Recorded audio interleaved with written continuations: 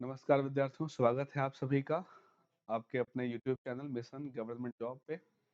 और जैसा कि आप सभी जानते हैं कि यूपी पुलिस के प्रैक्टिस सेट को यहाँ पर आपको सॉल्व कराया जाएगा।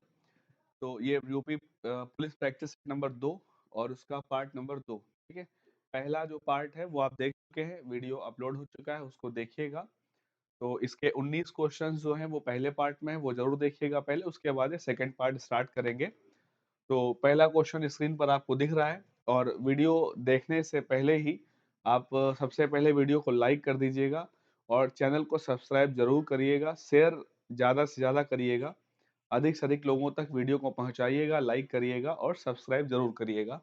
तो स्टार्ट करते हैं पहले क्वेश्चन की तरफ।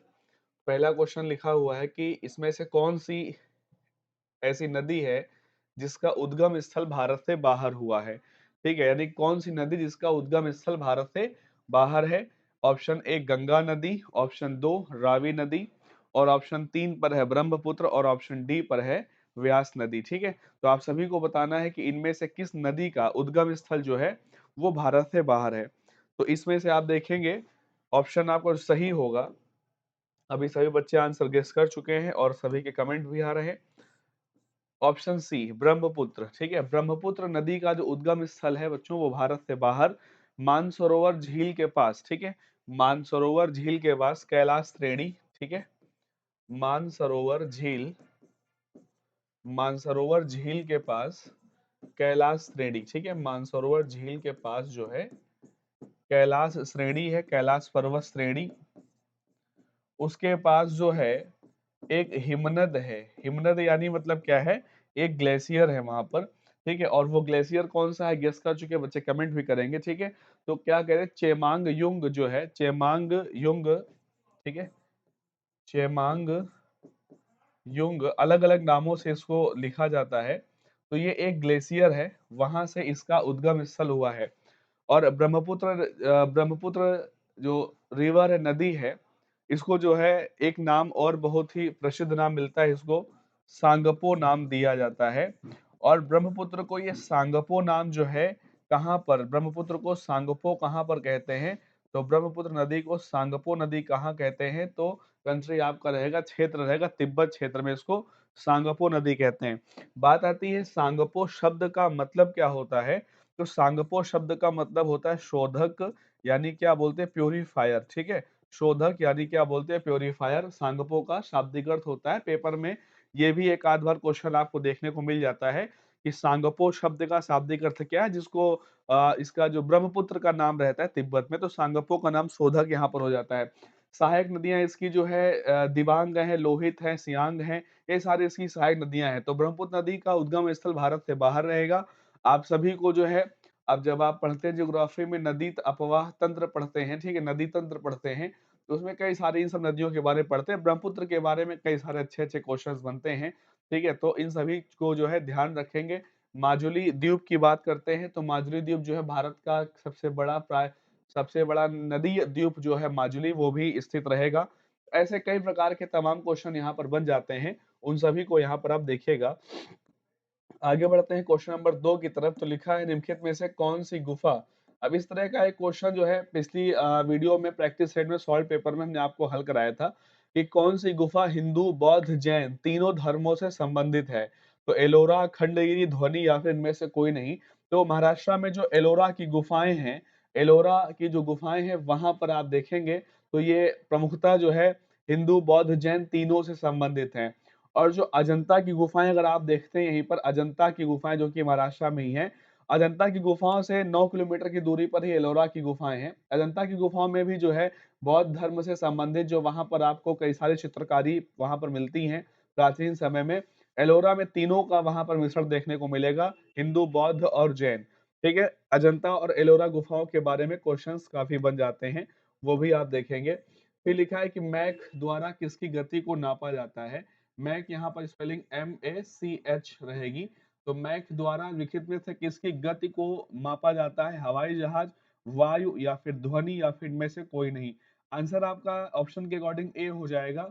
हवाई जहाज की जो ध्वनि होती है, हवाई जहाज की रफ्तार के साथ जो ध्वनि, उसको मापने के लिए, हवाई जहाज की गति को मापने के लिए मैक का प्रयोग किया जाता है, इस चीज को ध्यान रखेंगे। अगले क्वेश्चन पर चलते हैं, क्वेश्चन नंबर 4 पर। तो लिखा है कि निम्नलिखित में से कौन सा एक मानव नेत्र का भाग नहीं है? कौन एक मानव नेत्र का भाग नहीं है? ऑप्शन यहाँ पर दिए गए हैं। पहला ऑप्शन है प्यूपिल, प्यूपिल, ठीक है। दूसरा रेटिना, आइरिस या फिर फीमर। कौन सा एक भाग मानव नेत्र का नहीं है? तो सभी जानते हैं जो फीमर है, फीमर, ये मानव नेत्र का भाग नहीं है। ये मानव शरीर की सबसे बड़ी जो अस्थि कही जाती है, मानव शरीर की सबसे बड़ी जो हड्डी है, अस्थि है, वो क्या है?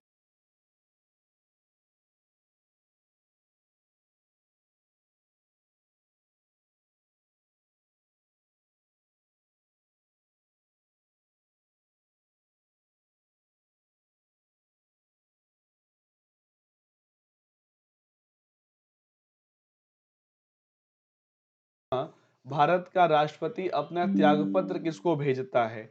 यानी भारत का जो राष्ट्रपति है, प्रेसिडेंट ऑफ इंडिया, वो अपना त्यागपत्र, अपना जो इस्तीफा है, रिजाइन है, वो किसे देता है, किसको भेजता है? ऑप्शन है उपराष्ट्रपति को, प्रधानमंत्री को, भारत के मुख्य न्यायाधीश को। यहाँ पर मंत्री शब्द गलत लिख गया है, तो भारत के मुख्य न्यायाधीश को, या फिर इनमें से किसी को भी नहीं। तो जो भारत का राष्ट्रपति अपना त्यागपत्र भैया उपराष्ट्रपति को ही देता है। राष्ट्रपति अपना जो रिजाइन है वो उपराष्ट्रपति को, और जो उपराष्ट्रपति है वो अपना रिजाइन राष्ट्रपति को देते हैं, ठीक है। बात कभी कभी पूछ लेते हैं कि किसके संबोधन में लिखता है। भारत का राष्ट्रपति जो है अपना त्यागपत्र किसको संबोधित करके लिखता है? तो वो संबोधन भी उपराष्ट्रपति के नाम का ही करता है, और उपराष्ट्रपति को ही वो क्या करता है, इस्तीफा भेजता भी उन्हीं को देता भी है। भारत के राष्ट्रपति की बात की जाए, ठीक है, तो भारत के राष्ट्रपति की अगर बात करते हैं तो ये क्या है, कार्यकारी प्रमुख है, ठीक है। कार्यपालिका का जो है, कार्यपालिका का प्रमुख है, कार्यकारी प्रमुख है भारत का, ठीक है। संवैधानिक प्रमुख भी इसको कहते हैं। भारतीय कार्यपालिका जो है उसको, इसका जो है कार्यपालिका का संवैधानिक प्रमुख या कार्यपालिका का नाम मात्र प्रमुख भी इसको कहते हैं। भारत के राष्ट्रपति का जो पद है वो कौन से आर्टिकल में मिलेगा? तो संविधान का अनुच्छेद जो 52 है वो राष्ट्रपति पद के उल्लेख करता है, उसकी बात करता है। 52 से लेकर 62 तक राष्ट्रपति के बारे में आर्टिकल्स यहाँ पर दिए जाते हैं। जैसे कि आर्टिकल 52 में उसके पद का उल्लेख है, आर्टिकल 53 में उसकी कार्यकारी शक्तियां उसको प्रदान की गई, तो आर्टिकल 54 में उसका उसका इलेक्टोरल जो कॉलेज है, उसका जो क्या बोलते हैं निर्वाचक मंडल है, आर्टिकल 55 में उसकी निर्वाचन प्रक्रिया है जो कि आयरलैंड से ली गई है, 56 में उसके कार्यकाल की बात की जाती है, 57 में राष्ट्रपति को जो री इलेक्ट होने के लिए वहां पर एलिजिबल बताया गया है, और आर्टिकल 58 में आप सभी जानते हैं उसकी योग्यताएं हो जाती है। 59 में, 59 में वहां पर कुछ जो है क्या बोलते हैं कंडीशंस हैं, शर्तें हैं। 60 में शपथ और 61 में इम्पीचमेंट प्रोसीजर है। 62 में कहा गया है fulfil the vacancy of president, जब राष्ट्रपति की पोस्ट खाली हो उस समय किस आर्टिकल के तहत क्या प्रावधान बताया कि कौन पद ग्रहण करेगा, तो सारी बातें आर्टिकल 62 में है। तो राष्ट्रपति के बारे में सारे क्वेश्चंस बन जाते हैं, आप देखोगे इनको पढ़ोगे। इसके बाद अगला क्वेश्चन आता है कि कौन सा गुप्त शासक, कौन से गुप्त शासक को वीणा पर शासक की मुद्राओं, ठीक, कौन से गुप्त शासक को मुद्राओं पर वीणा बजाते हुए दिखाया गया है?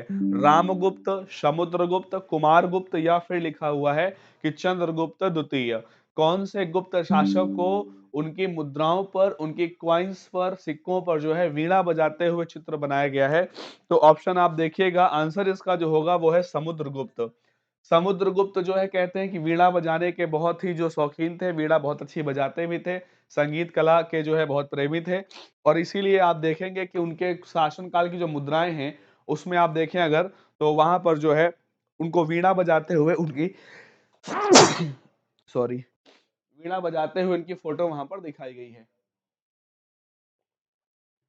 के बाद अगर इसमें कुछ क्वेश्चंस और बना सकते हैं, तो सबसे पहले सोने के जो सिक्के हैं ना वो कुषाण काल में सबसे ज्यादा प्रसिद्ध हुए। कुषाण काल के बाद गुप्त काल ही ऐसा है जहां पर सबसे अधिक सोने के सिक्के पाए जाते हैं। तो जो है गुप्त काल के सिक्कों पर ज्यादातर एक तरफ देवी की प्रतिमा होती थी, ठीक है, एक तरफ शासक की प्रतिमा होती थी। तो अगर आप यहाँ पर देखें गुप्त काल की जो मुद्रा है, गुप्त काल शासकों के जो सिक्के हैं उनका एक अपना एक अलग इतिहास है। अब इसी में जैसे एक ऑप्शन यहाँ पर लिखा है ना, तो तीसरा ऑप्शन लिखा है कुमारगुप्त। तो अगर अगर हम बात करें इसमें, अगर बात करते कुमार गुप्त की, तो गुप्त काल का ही शासक रहेगा। और इसके शासनकाल की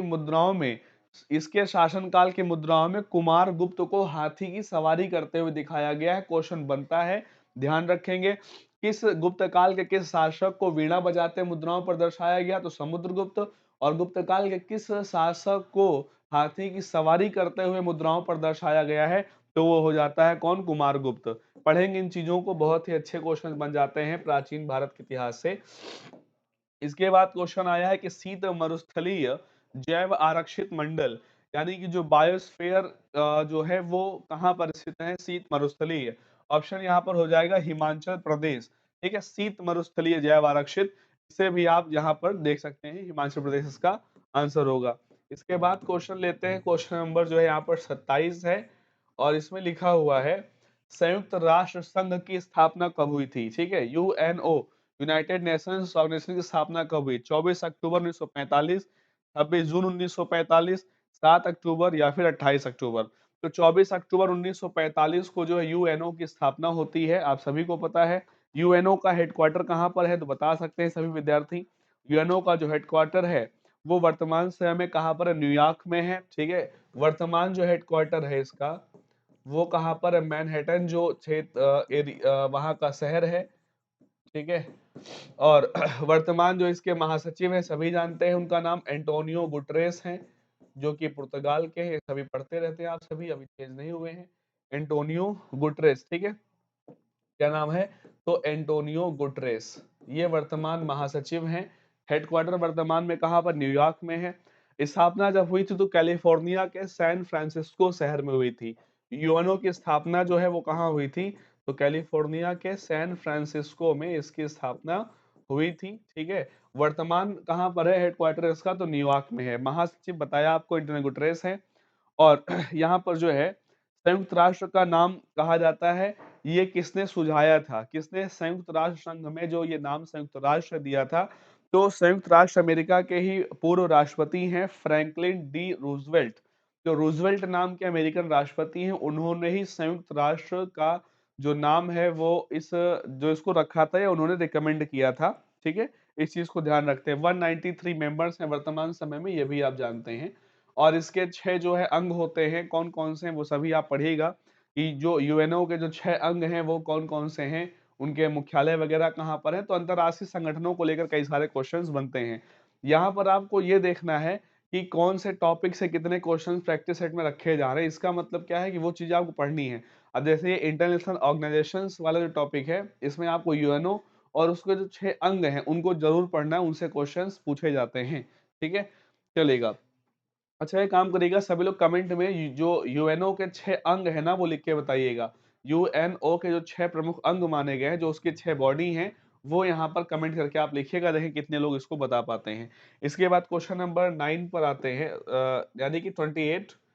आज का क्वेश्चन नवा, लेकिन पूरे प्रैक्टिस सेट का 28वां क्वेश्चन है कि मधुबनी चित्रकारी किस राज्य की शैली है, झारखंड, बिहार, उत्तर प्रदेश या फिर उत्तराखंड। तो जो यानी जो चित्रकारी है मधुबनी पेंटिंग्स सभी जानते हैं, बिहार। ठीक है, कहाँ की, बिहार। और मधुबनी चित्रकला जो है अपने आप में भारत में बहुत ज्यादा प्रसिद्ध है, भारत से बाहर भी प्रसिद्ध है। इसकी शुरुआत जो मिथिला की स्त्रियों के द्वारा की गई थी, किसके द्वारा, मिथिला की स्त्रियों। वर्तमान समय में अगर देखें तो बिहार के जिले बिहार के कुछ डिस्ट्रिक्ट्स हैं, जैसे कौन से, दरभंगा है, पूर्णिया है, सहरसा है, मुजफ्फरनगर है। और जो जिस क्षेत्र जिस जिले पर नाम है पेंटिंग का, यानी मधुबनी जिला। ठीक है, शुरुआत इसकी मिथिला की स्त्रियों द्वारा की गई थी, पहले कपड़ों पर है। ठीक है, और दीवारों वगैरह पर। अभी आजकल आप देखेंगे तो जो इसकी चित्रकारी है इस डिस्ट्रिक्ट की, बिहार की मधुबनी की, तो विश्व स्तर पर फेमस है। कागजों पर पेंटिंग्स बनती हैं, दीवारों पर, कपड़ों पर। ठीक है, और कई प्रकार से चित्रकारी वहां पर देखते हैं। तो इसकी शुरुआत जो है बहुत ही लोकल लेवल पर हुई थी, इस यानी कि मिथिला की स्त्रियों के द्वारा किया गया था। बाकी इसके बारे में कई सारे क्वेश्चंस और बनते हैं। देखिएगा कि कौन सी ग्रंथि लिखा है शरीर का ताप नियत रखती है। शरीर की कौन सी ग्रंथि है जो शरीर का ताप नियत रखती है, कौन सी ग्रंथि है बताएंगे। तो थायराइड, पीनियल या हाइपोथैलेमस या फिर प्यूटरी। ठीक है, तो यहाँ पर इसका आंसर होगा हाइपोथैलेमस। ठीक है, हाइपोथैलेमस जो है दिमाग में, मस्तिष्क में जो है बादाम के आकार की एक ग्रंथि है, ठीक है, जिसका मुख्य काम है तनाव को नियंत्रित करना, या फिर बोलते जो हार्मोन सिस्टम है उसको भी नियंत्रित करती है, और जो तनाव सिस्टम है ब्रेन का उसको भी ये कंट्रोल करती है, उसको भी मैनेज करती है, उसको भी हैंडल करती है। हाइपोथैलेमस नाम की ग्रंथि है, ये क्या करती है, शरीर के ताप को नियत रखती है। ठीक है, तो यानी कि हार्मोन सिस्टम और कहते हैं नर्वस सिस्टम, ये दो चीजें कंट्रोल करती है। ठीक है, हाइपोथैलेमस ग्रंथि कहाँ पर स्थित होती है, तो ब्रेन का जो ऊपरी हिस्सा होता है, बादाम के आकार की होती है ग्रंथि। ठीक है, आगे बढ़ते हैं, क्वेश्चन नंबर 30 आता है, पौधों में कार्बनिक पदार्थों का परिवहन होता है फ्लोएम के द्वारा, जाइलम के द्वारा, रेशों के द्वारा, या उपयुक्त में से कोई नहीं। आंसर इसका जाइलम हो जाएगा।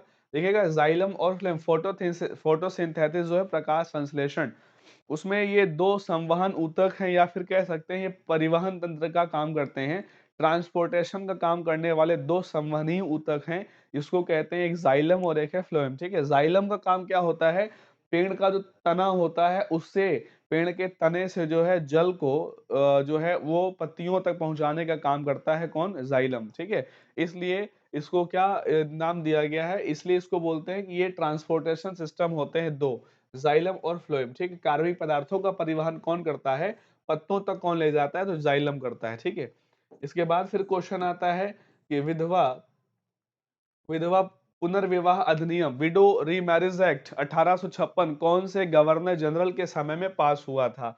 आंसर है कैनिंग, एलेनब्रो, हार्डिंग, या फिर डलहौजी। तो जो विडो रीमैरिज एक्ट है 1856 का, वो किसके समय में, कैनिंग के समय में पारित हुआ था। कैनिंग के समय में उसको पारित किया गया था। और जो कैनिंग का टाइम पीरियड रहता है वो 1856 से लेकर 1862 रहता है। ठीक है, इसका जो पीरियड रहेगा 1856 से लेकर कितना, तो 1862 रहेगा, किसका पीरियड, कैनिंग का। कैनिंग के जो है समय में ही 1857 की क्रांति भी हुई थी। और कैनिंग को क्या कहा जाता है, कैनिंग के विषय में प्रश्न बन जाता है कि ये भारत का पहला वॉयसराय भी कहा जाता है। क्यों कहा जाता है, अभी इस चीज को हम समझेंगे। इसको पहला वॉयसराय भी कहते हैं, और इसको बच्चों अंतिम गवर्नर जनरल भी कहते हैं। दोनों प्रश्न देखिएगा, क्योंकि आप सभी जानते हैं जो बंगाल का गवर्नर होता था वो ही बंगाल का गवर्नर जनरल कहलाया था 1773 में, वॉरेन हेस्टिंग्स था रेगुलेटिंग एक्ट के तहत। इसके बाद फिर वही जो बंगाल का गवर्नर था वो फिर बंगाल का जो गवर्नर जनरल कहलाया, फिर वो भारत का गवर्नर जनरल कहलाया। और जो भारत का गवर्नर जनरल होता था वो ही 1858 के अधिनियम के तहत वायसराय कहा जाने लगा, क्योंकि ये ब्रिटिश सम्राट का सीधा प्रतिनिधि होता था, ब्रिटिश क्राउन का। तो इस पद पर इस पद पर व्यक्ति वही था, कैनिंग, नाम बदल गया। अभी तक 1858 तक गवर्नर जनरल होता था, नाम बदला, वॉयसराय हो गया। तो अंतिम गवर्नर जनरल और प्रथम वॉयसराय दोनों के ही नाम में कैनिंग है। ठीक है, और कैनिंग के टाइम पर ही क्या हुई, कैनिंग के टाइम पर ही जो है 1857 की क्रांति भी हुई, जिसे भारत का पहला स्वतंत्रता संग्राम भी कहा जाता है। इसी की टाइम पर गवर्नमेंट ऑफ इंडिया एक्ट 1858 आया, जिसके तहत, यानी कि 1858 का एक्ट, जिसके तहत जो है भारत से ईस्ट इंडिया कंपनी के शासन की समाप्ति की घोषणा की गई थी इलाहाबाद से, इसी के द्वारा, कैनिंग के द्वारा ही की गई थी। और ब्रिटिश में सीधा ताज शासन क्या हुआ था, स्थापित हुआ था, ये भी चीज आप जानते हैं। 1861 का जो काउंसिल एक्ट है, 1861 का जो काउंसिल एक्ट है, इंडियन काउंसिल एक्ट, भारत परिषद अधिनियम, वो भी इसी के टाइम पर आता है। और इसी के टाइम पर इंडियन हाई कोर्ट्स एक्ट आता है 1861 में। ठीक है, ध्यान रखेंगे, इंडियन हाई कोर्ट्स एक्ट कब आया था, इंडियन हाई कोर्ट्स एक्ट। ठीक है, इंडियन हाई कोर्ट एक्ट भी कब आया था, 1861 में आया था। और इसी हाई कोर्ट अधिनियम के तहत 1862 में तीन हाई कोर्ट बने थे, कलकत्ता, मद्रास और Bombay. Calcutta high court, Madras high court, Bombay high court 1862 यानी 1862 में ही स्टैब्लिश हुए थे, अकॉर्डिंग टू, यानी जो एक्ट हमने कौन सा बताया है, इंडियन हाई कोर्ट एक्ट 1861। ठीक है, इसके अलावा विभागीय प्रणाली, कैबिनेट सिस्टम जो देखते हैं, कैबिनेट प्रणाली की शुरुआत भी कैनिंग के टाइम पर ही 1862 में हुई थी। इसके बाद अगर और देखते हैं यहाँ पर, अब एक ऑप्शन एलेनब्रो यहाँ पर लिखा हुआ है। एलेनब्रो का जो कार्यकाल अगर देखते हैं तो एलेनब्रो का कार्यकाल 1842 से 1844 रहता है। यहाँ पर देखो मैं लिख देता हूँ, एलेनब्रो का जो कार्यकाल है वो कब से कब तक रहता है, तो 1842 से लेकर 1844 तक इसका कार्यकाल एलेनब्रो। और एलेनब्रो के टाइम पर आप ध्यान रखेंगे क्या है, दास प्रथा का अंत है भारत में। तो जो स्लेवरी सिस्टम है उसको एलनब्रो के कार्यकाल में खत्म किया गया। एलनब्रो जो 1842 से लेकर 1844 तक। हार्डिंग यहाँ पर दो हैं, Hardinge first, Hardinge second. Hardinge जो फर्स्ट है उसकी बात करते हैं तो वो 1844 से लेकर 1848 तक रहा था, हार्डिंग फर्स्ट जो गवर्नर जनरल था। और अगर बात करें हार्डिंग द्वितीय की, तो ज्यादातर क्वेश्चन हार्डिंग सेकंड के बारे में पूछता है। तो हार्डिंग सेकंड जो है यहाँ पर अगर हम लिख दें, हार्डिंग सेकंड जो है वो 1910 से लेकर के 1916 तक रहा था भारत का गवर्नर जनरल। ये वही हार्डिंग है जिसके ऊपर 1912 में क्रांतिकारियों के द्वारा बम फेंका गया था, जिसको हार्डिंग बम कॉन्स्पिरेसी या हार्डिंग बम कांड के नाम से भी जाना जाता है। अगर बात करें बच्चों डलहौजी की, अगर यहाँ पर बात की जाए डलहौजी की, तो ये भी नाम बहुत ज्यादा फेमस है। अगर डलहौजी का जो टाइम पीरियड पूछते हैं तो वो 1848 से लेकर के 1856 तक रहा था, 1848 से लेकर के 1856। यानी कि अगर अब बात करें कैनिंग के पहले ही जो डलहौजी था, डलहौजी की एक नीति बहुत ज्यादा फेमस है, राज्य हड़प नीति। ठीक है, हड़प नीति या फिर राज्य हड़प नीति कहते हैं। यानी कि डॉक्ट्रिन ऑफ लैप्स के नाम से जो पॉलिसी थी वो इसी की थी। किसकी थी? डलहौजी की थी। और डलहौजी के टाइम पर ही क्या है, डाक विभाग की स्थापना होती है, लोक कल्याण विभाग की स्थापना होती है, सिविल सर्विसेज का रिटर्न एग्जामिनेशन भी जो है इसी के टाइम पर शुरू होता है। बात आती है कैनिंग के समय में विडो रीमैरिज एक्ट पास हुआ, लेकिन विडो रीमैरिज एक्ट जो बिल है वो संसद में प्रस्तुत किसने किया था? प्रस्तुत करने वाला वॉयसराय है कौन है? डलहौजी। विधवा पुनर्विवाह विधेयक प्रस्तुत किया था डलहौजी ने, वो पास कराया था किसने? कैनिंग ने। तो ये दो क्वेश्चन ध्यान रखते हैं। एक क्वेश्चन और बन जाता है, कहा जाता है कि शिमला को ग्रीष्म राजधानी यानी कि ब्रिटिशर्स का समर कैपिटल शिमला किसने बनाया था? तो वो भी आंसर आपका बच्चों डलहौजी होता है। इतने सारे प्रश्न यहाँ पर बन गए हैं इन चारों वॉयसराय और गवर्नर जनरल के बारे में। तो जितना भी चीजें हैं एक बार उसको दोहराइएगा, वीडियो को जो है वो पॉज करके सारी बातें लिखिएगा, और जो है इसको रोक कर सारी बातें सुनिएगा ध्यान से। क्वेश्चंस यहाँ पर अच्छे अच्छे बन जाते हैं, सभी क्वेश्चंस हमने आपको बताए। बात आ जाती है माता टीला बहुउद्देशीय परियोजना किस राज्य में स्थित है? उत्तर प्रदेश, छत्तीसगढ़, बिहार या फिर राजस्थान? तो माता टीला बहुउद्देशीय परियोजना जो है वो आंसर आप कर सकते हैं उत्तर प्रदेश। वैसे यहाँ पर अगर ध्यान दें तो ये उत्तर प्रदेश और मध्य प्रदेश दोनों की संयुक्त परियोजना है। ठीक है, उत्तर प्रदेश और मध्य प्रदेश की संयुक्त परियोजना है माता टीला बहुउद्देशीय परियोजना, जो कि क्या करती है? पेयजल उपलब्ध कराती है। ठीक है, और इससे लाभान्वित होने वाले राज्य मध्य प्रदेश है, छत्तीसगढ़ है, उत्तर प्रदेश है, बिहार है। ठीक है, ये सारे राज्य जो इससे क्या है, लाभान्वित हो जाते हैं। कुछ क्षेत्र मुख्यतः तो यूपी और एमपी ही रहेगा, बिहार में बहुत कम इसका रहेगा। और स्थित कहाँ पर है? तो बेतवा नदी। कौन सी नदी पर? बेतवा नदी। अगर डिस्ट्रिक्ट पूछा जाए, डिस्ट्रिक्ट पूछेंगे तो यूपी का डिस्ट्रिक्ट पड़ता है, कौन सा डिस्ट्रिक्ट पड़ेगा? कौन सा रहेगा? झांसी से पहले एमपी के बॉर्डर पर जो आपका डिस्ट्रिक्ट मिलेगा ललितपुर। ठीक है, बेतवा नदी पर स्थित है। तो इसमें मध्य प्रदेश का भी सहयोग है। आंसर यहाँ पर आपका केवल यूपी है, तो आंसर क्या हो जाएगा? यूपी हो जाएगा। ठीक है, इसके बाद अगला क्वेश्चन आता है, क्वेश्चन नंबर 33 है।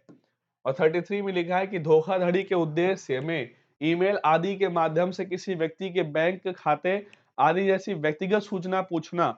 यानी नहीं, जैसे आपके पास एक मेल आया, ठीक है, आपके पास एक मेल आया और वो फर्जी मेल है। मान लीजिएगा कि आपके बैंक की तरफ से वो आपसे पूछा जा रहा है, वो फर्जी बैंक वाले बनकर, फर्जी जो है बैंक के कर्मचारी, ऐसा कुछ भी। ठीक है, यानी कि अपनी झूठी आईडी लेकर आपसे अगर आपकी बैंक खाते से संबंधित सूचनाएं पूछी जाए तो वो कहलाता क्या है? तो उसको बस क्या कहते हैं? उसको फिशिंग कहा जाता है। क्या कहा जाता है उसको? फिशिंग। आपके पास फेक कॉल्स आते हैं, आपकी बैंक से बोल रहे हैं एटीएम नंबर बता दीजिएगा, ऐसी सारी जानकारी। तो उस चीज को क्या कहते हैं? उस कॉल को फिशिंग कहा जाता है। ठीक है, ये चीज ध्यान रखेंगे। अब एक चीज यहाँ पर और समझिएगा, हर प्रैक्टिस सेट में आपने देखा होगा, सॉल्व पेपर भी हमने 2019 कराया था, ये जो क्वेश्चंस हैं टेक्नोलॉजी से संबंधित, जो क्वेश्चंस हैं इंटरनेट और टेक्नोलॉजी संबंधित क्वेश्चंस, इक्का दुक्का क्वेश्चन आपको पेपर में मिल जाएंगे। ठीक है, तो इन पर भी आपको ध्यान रखना है। और ये पढ़ने कैसे होते हैं?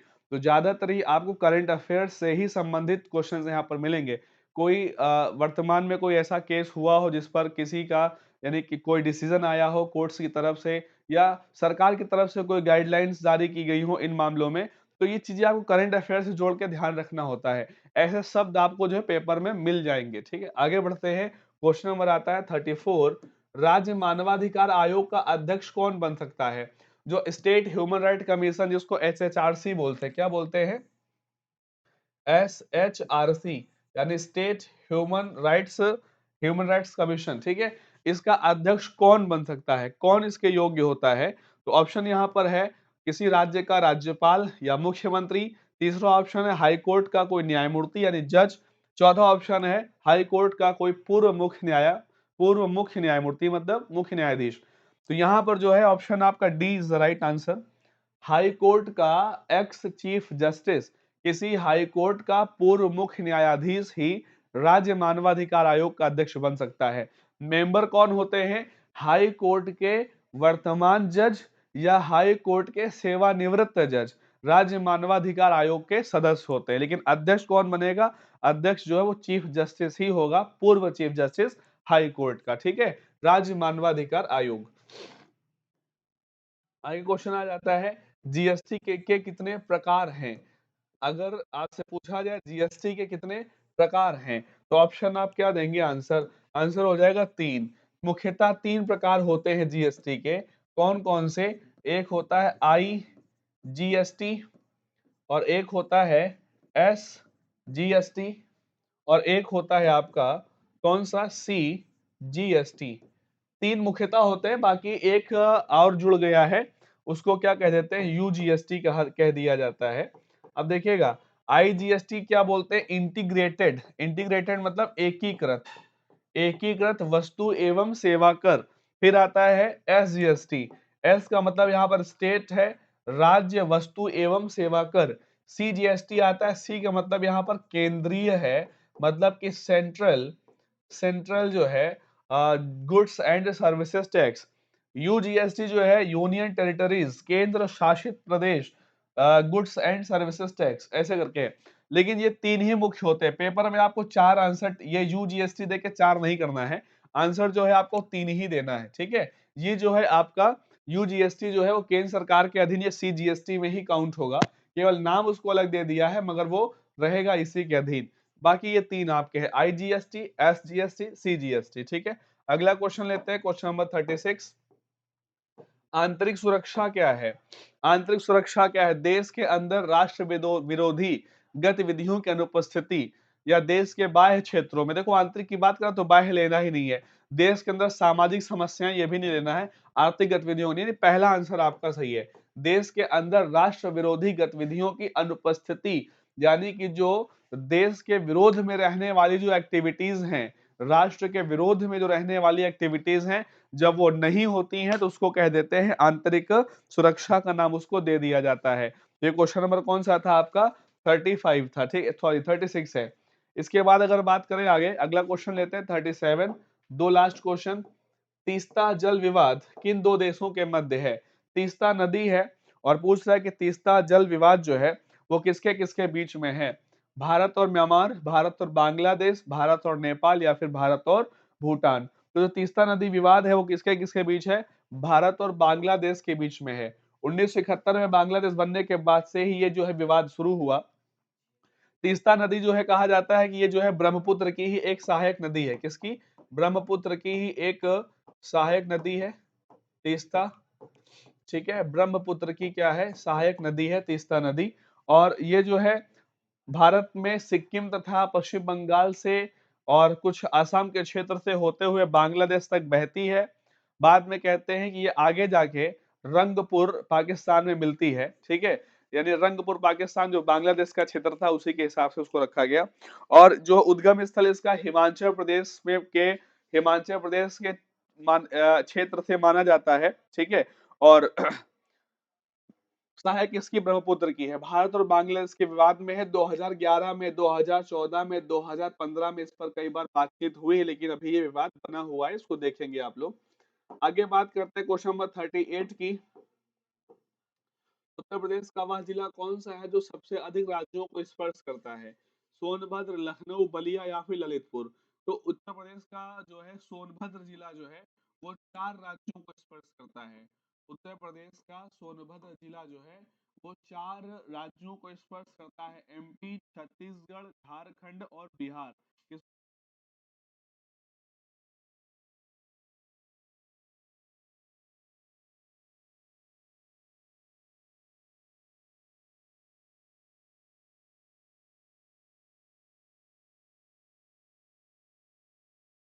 है सोनभद्र, और 4 राज्यों को स्पर्श करने वाला एकमात्र जिला उत्तर प्रदेश का कौन सा है? सोनभद्र है, ठीक है? तो आज के ये 38 क्वेश्चन जो है वो समाप्त होते हैं, यानी कि प्रैक्टिस सेट आपका प्रैक्टिस सेट दूसरा जो हम सॉल्व कर रहे थे, प्रैक्टिस सेट नंबर 2 आपका समाप्त होता है। प्रैक्टिस सेट दूसरा समाप्त होता है। इसकी जो हिंदी है वो भी आपको अपलोड की जाएगी, उसके भी क्वेश्चंस मिलेंगे। फिर हम लोग प्रैक्टिस सेट 3, ठीक है? तो अपना पैटर्न क्या चल रहा है, एक प्रैक्टिस सेट है, उसमें जीएस के 38 क्वेश्चन को 2 पार्ट में और हिंदी के पूरे क्वेश्चन 1 पार्ट में आपको उसका सॉल्यूशन मिल रहा है, ठीक है? तो प्रैक्टिस सेट दूसरा कंप्लीट होता है, तीसरे का इंतजार करिएगा। तब तक आप सभी पढ़ाई करें, अधिक से अधिक चैनल को सब्सक्राइब और शेयर करें, सपोर्ट करें, समर्थन करें।